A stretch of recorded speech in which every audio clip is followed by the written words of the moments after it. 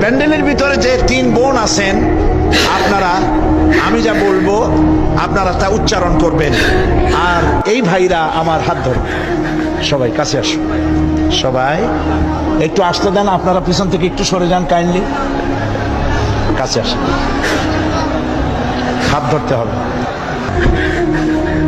একটু জোরে জোরে বলতে হবে, লা ইলাহা ইল্লাল্লাহু মুহাম্মাদুর রাসূলুল্লাহ।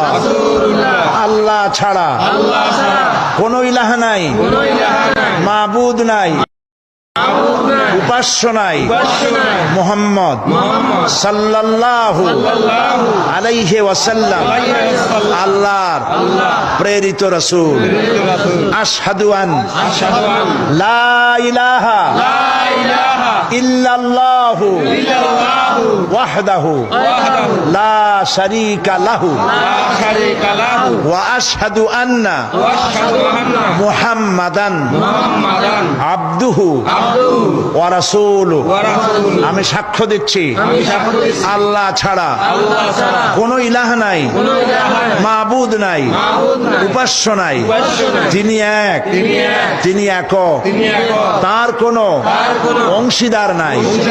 আমি আরো সাক্ষ্য দিচ্ছি মুহাম্মদ সাল্লাল্লাহু